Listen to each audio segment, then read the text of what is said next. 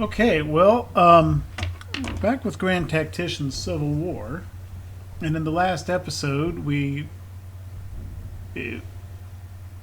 won a federal major victory, documented here. Battle of Front Royal Bridge, federal major victory, which is where we left off.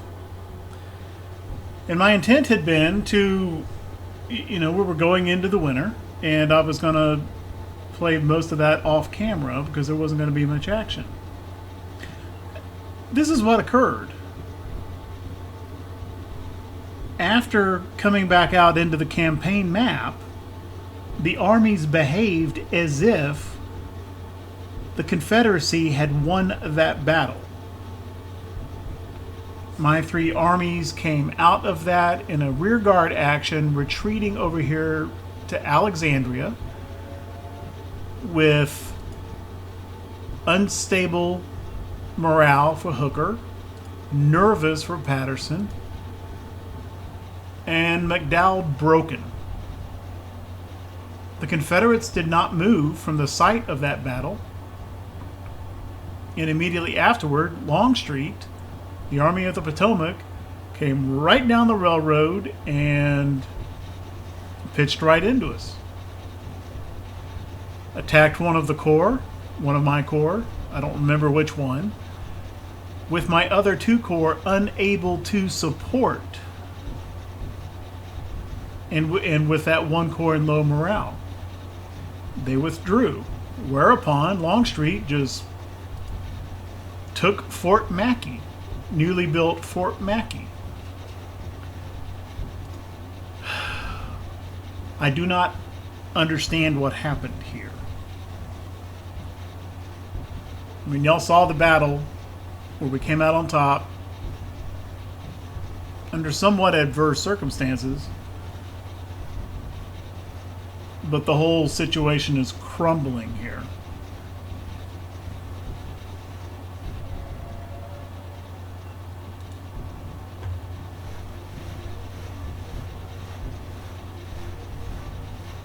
With all of my armies retreating up into Maryland.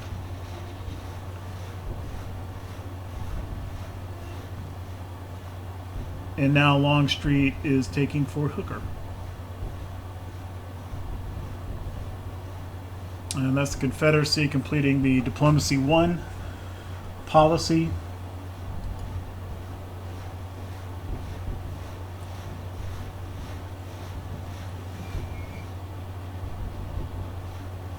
But I don't know what to say about it. Either a very obscure mechanic that completely doesn't make any sense and that I don't understand, or an outright bug.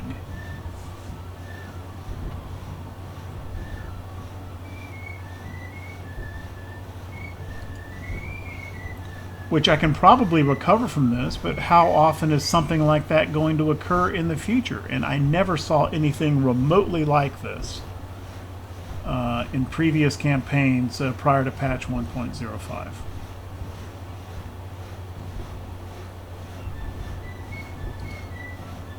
Well, Tidwell, that artillery commander, is rehabilitated. I can use him again. It's a situation, yeah. I mean, Longstreet's going to take this fort. We're about to have two Confederate forts here right outside Alexandria, Virginia. Completely do not understand what is happening.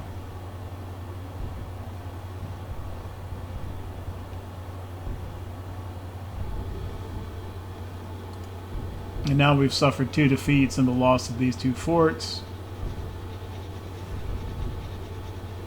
Now the numbers for these Confederate armies do seem to match the results of the battle. Army of the Potomac and the Army of the Shenandoah are both significantly smaller than they were before that battle, so it's correctly reflecting their losses, but completely unaffected.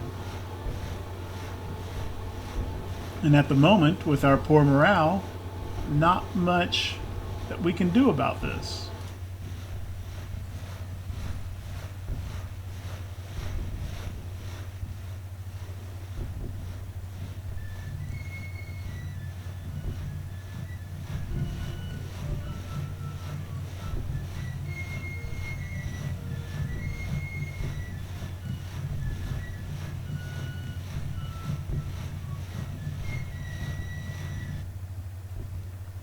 So I know that at a few points maybe I did play a little bit conservatively, but bottom line, 1, 2, 3, at least 4, maybe 5 federal major victories in a row in this campaign on the tactical battlefield.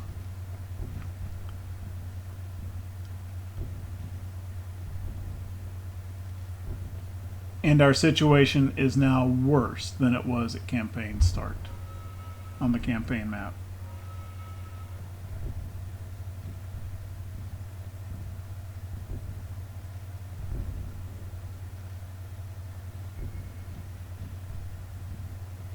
And I don't know why.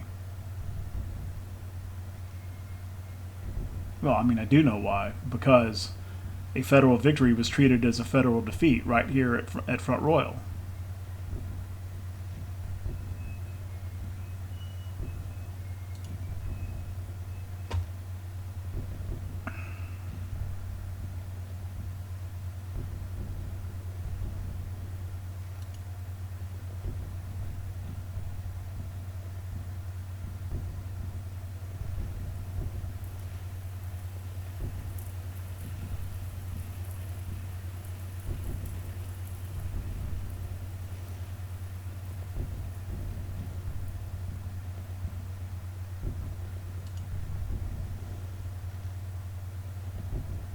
Dow's now panicked.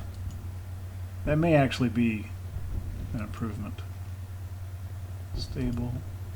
Yeah, their morale's coming up now.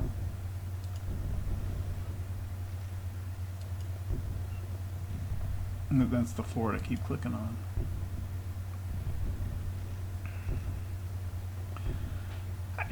I get the only kind of reaching for straws explanation I can come up with was that Hooker had one division that had a very rough time of it, and they did break.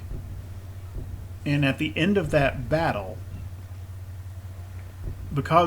mostly because of those few brigades, and there was another brigade in another division as well. So even though we won the battle overall, there were some broken brigades, and due to that, at the end of the battle, despite the victory,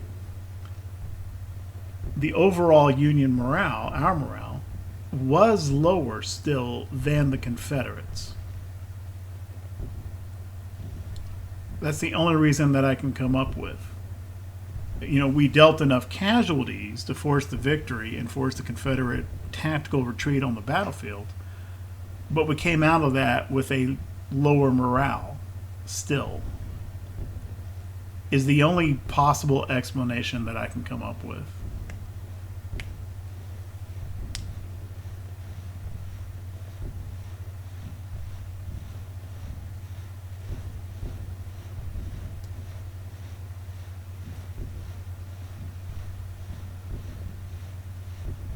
But there were some Confederate units which broke as well.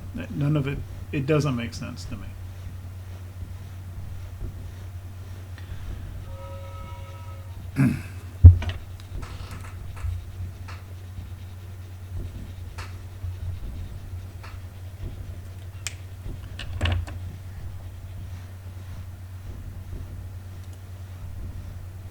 And now this army has come up and has crossed the river.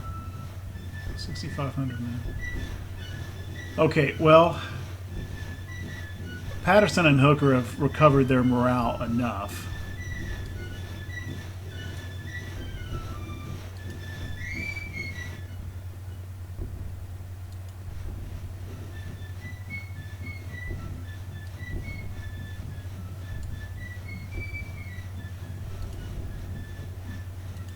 Come down and chase the Army of the Northwest away.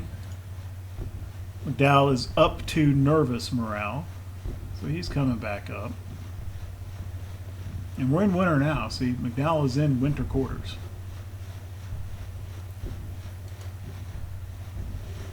This actually, Fort Washington would probably hold out just fine without these guys.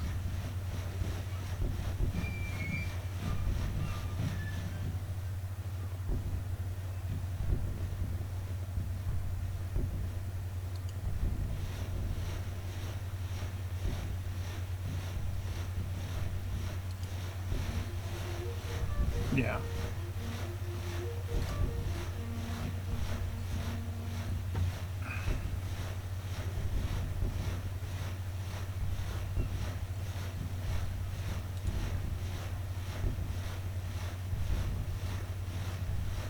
Well, we just got the. Okay, so supposedly the siege is over, but we've still got the engaged.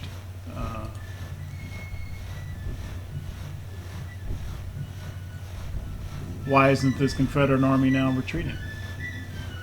There it goes. Just took a second.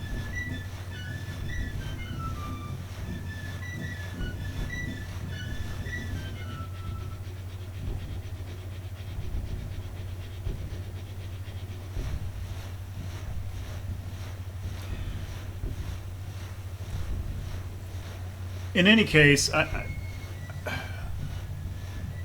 I'm going to continue this campaign, but if something completely janky like that happens again, I may not. I'm feeling a little irritated right now.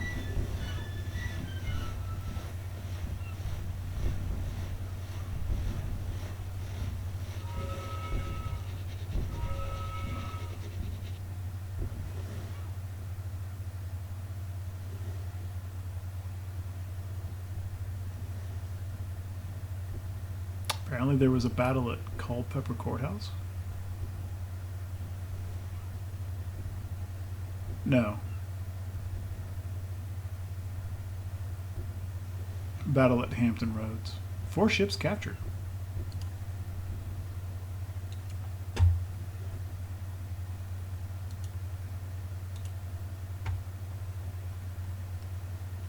Yeah, got us a few more steamers there.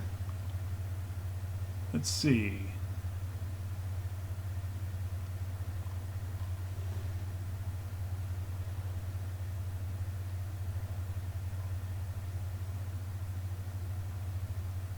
Yeah, we'll keep these little steamers.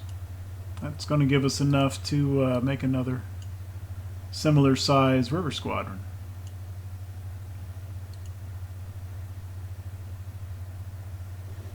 Oh sure, take the motor. Take the motor schooner as well.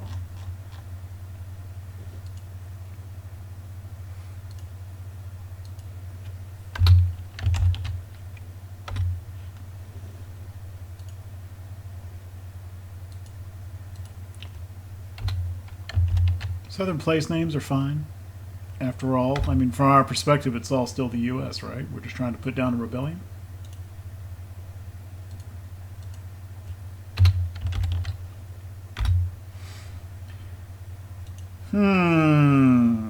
Forest, though. Yeah, I don't know about that.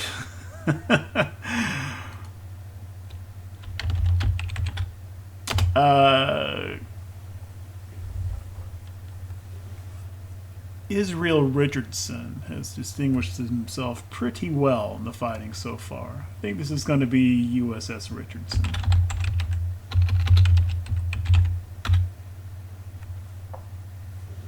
Hopefully he will feel honored at the motor schooner named after him.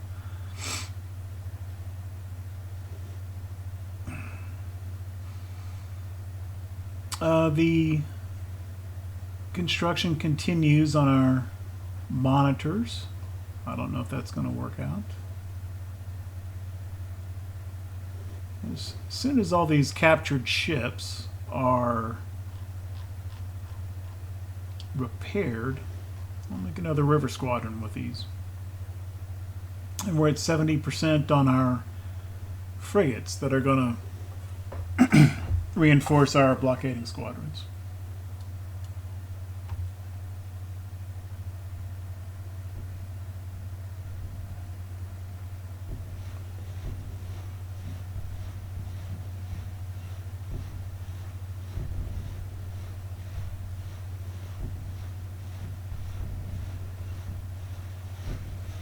Are all these guys in supply? No, 7. Okay, Hooker's in supply. Everyone's supplied fine.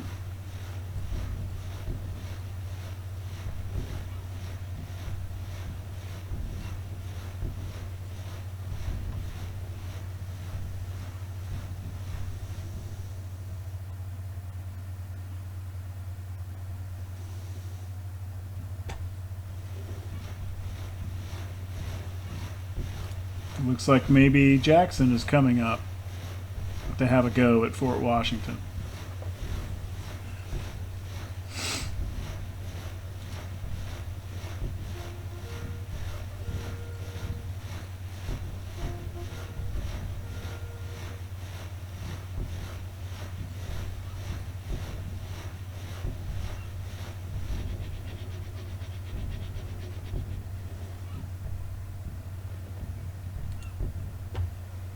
Okay, how is this looking?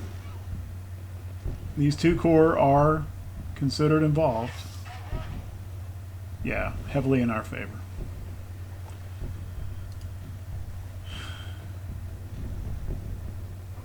So not a serious threat. Jackson will be forced back. I should not be in this situation of having to defend right here on the Capitol at all in the first place.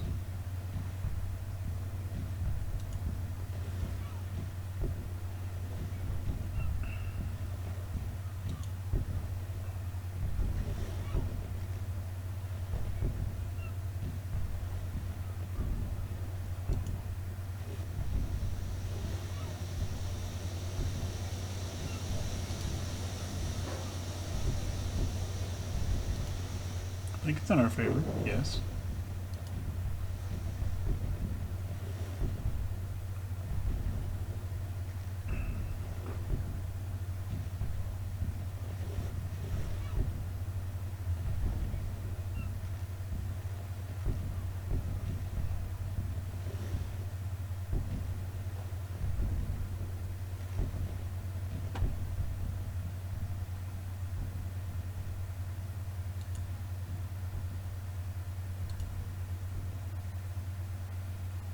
Grant is in winter quarters at Cincinnati.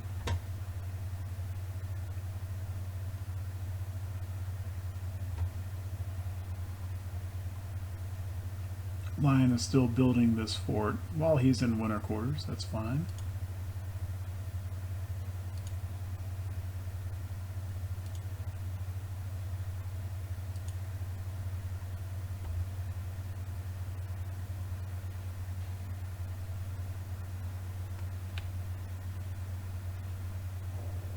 And McClellan is in winter quarters at Charleston. He's still working on this fort here. Which, oh, by the way, Grant did recapture Wheeling up here. Yeah, here. And as a result, West Virginia has split off from Virginia and is now a separate state. So that's cool.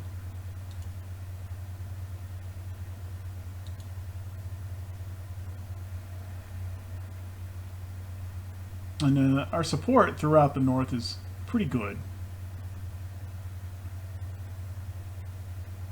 A little bit lower, even in Kentucky, it's well above 50%.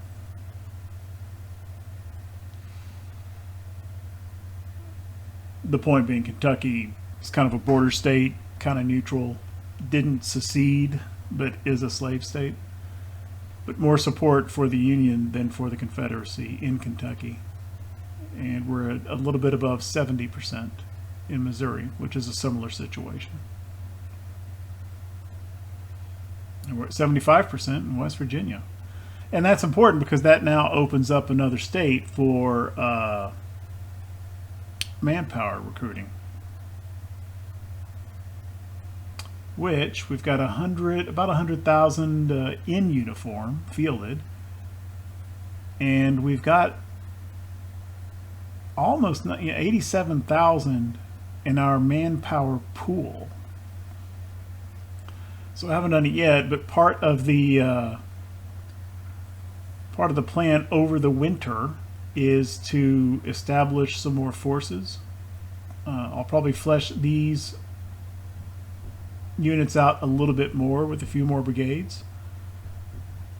And I'll probably create a second force over here in the west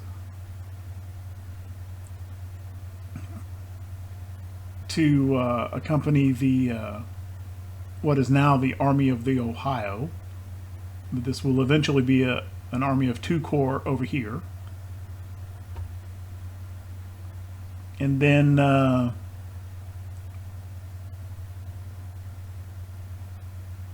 my plans for Lyon and McClellan have not changed really, but I may flesh out these smaller independent armies, or what will be kind of independent corps.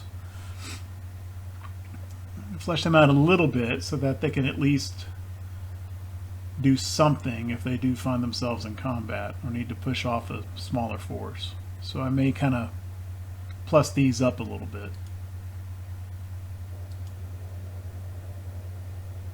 And McClellan's got about 10,000 men now. I may bump him up with another brigade or two to like 15,000. Same thing with Lyon.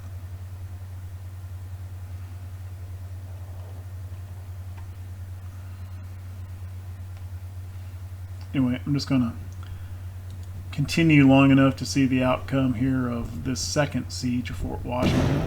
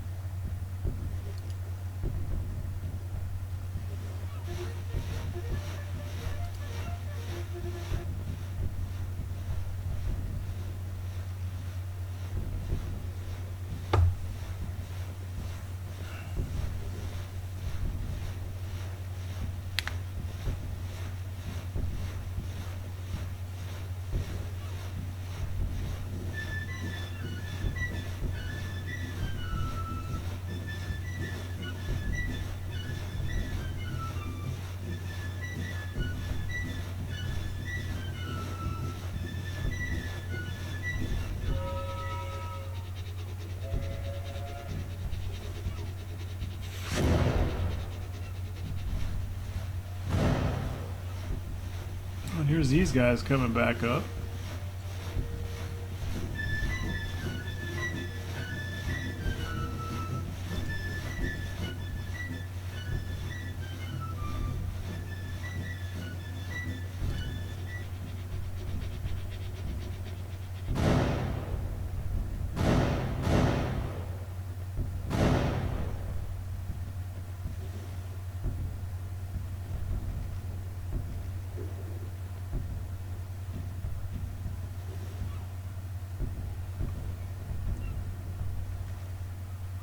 How did that change the calculus? Not that much. But it will cause it to draw out longer.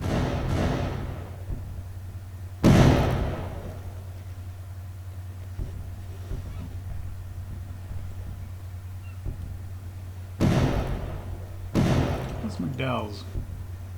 Okay, his morale is back up.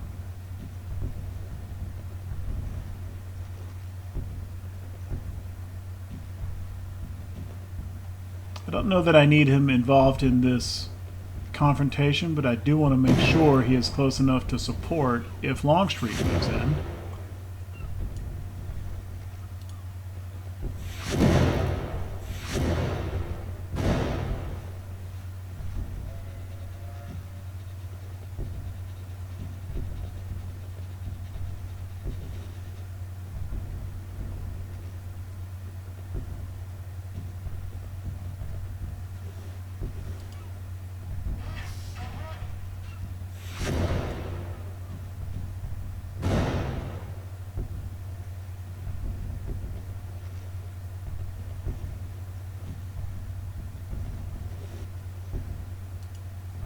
Screw it, I'm just going to move him in too.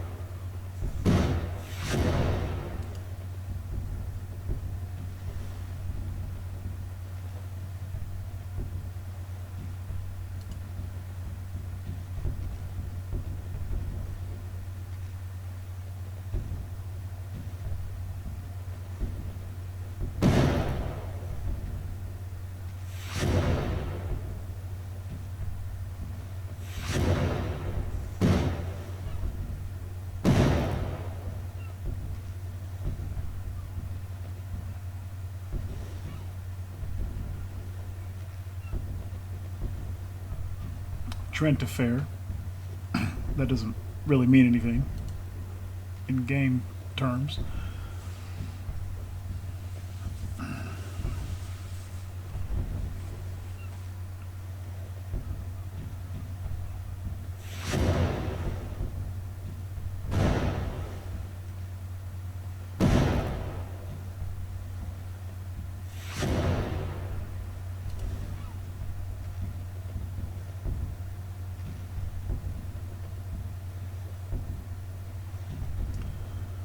Okay, we've got our military 2 policy. That should bump up recruitment, and it will allow us to organize these armies into larger armies, and these armies will now become corps.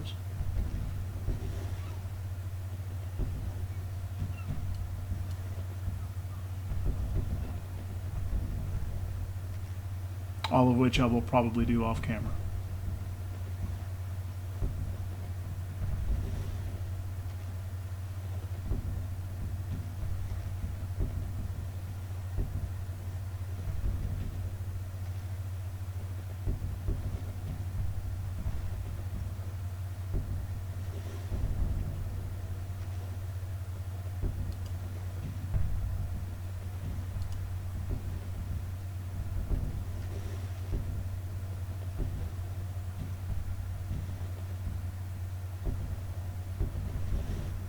I do need a new policy. Okay. Militia Act 4 is somewhat tempting.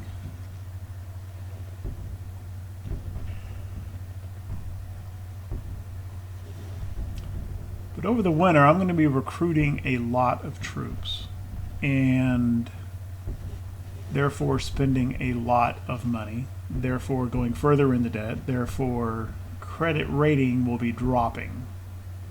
I think I'm just going to get out ahead of that and pop on government funding 1 now before I spend the money, rather than react getting down into lower credit ratings.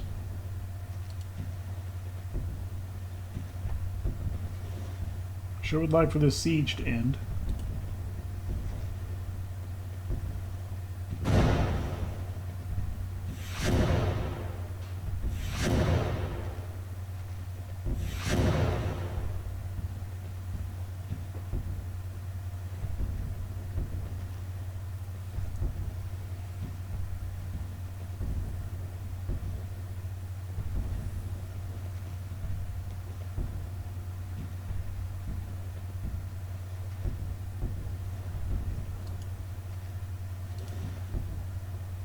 Looks like we're real close. I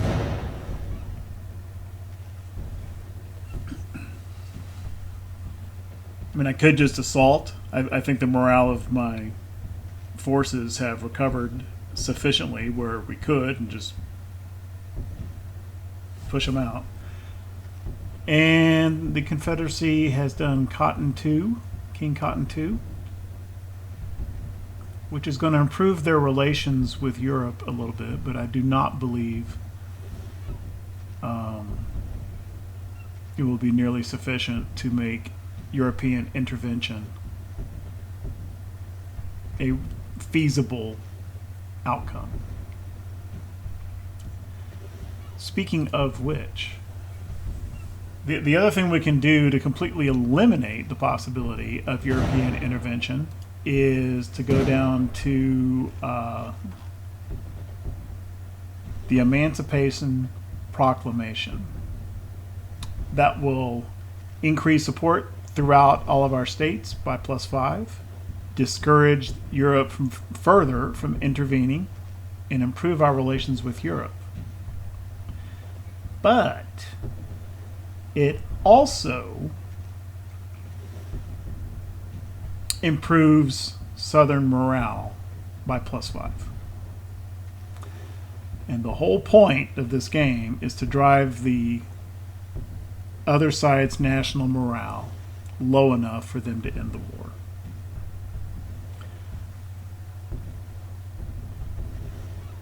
So I think I am going to try to avoid doing the Emancipation Proclamation for that reason. Unless things occur which really make European intervention become more likely. I'm going to try not to do this.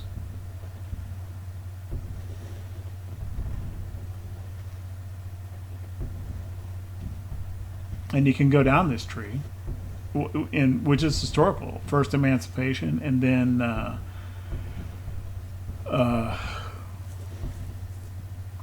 African American troops, all of which did occur. Opens up recruitment.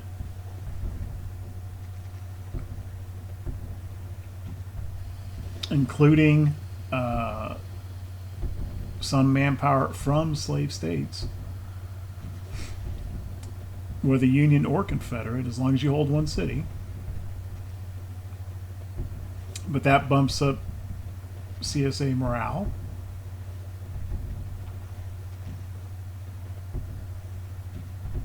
And then if we win as far as outright abolition, that's a big bump to CSA morale.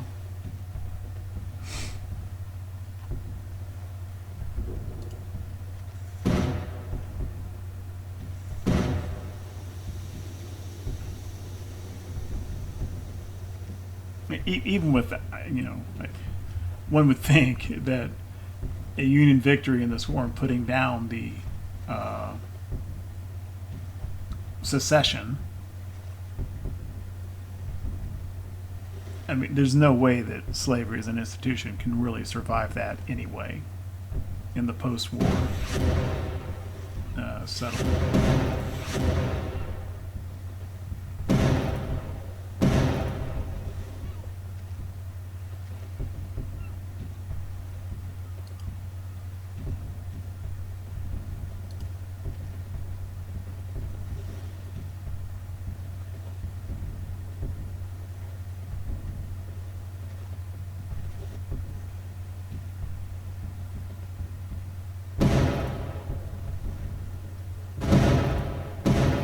Yeah, there's units rallying in Jackson's army.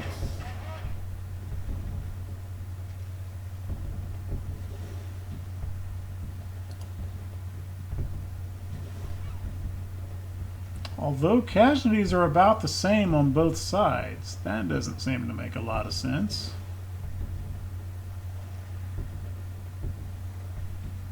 And the battery that's actually in the fort has routed as well. It's irritating.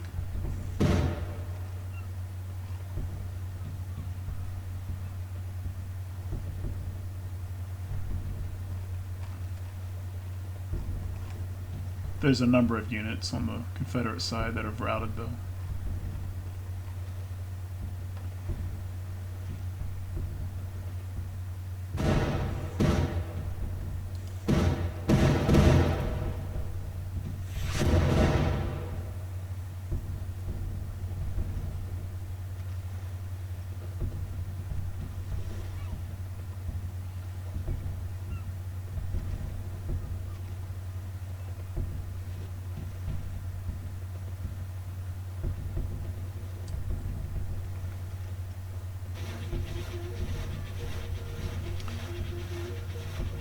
Okay.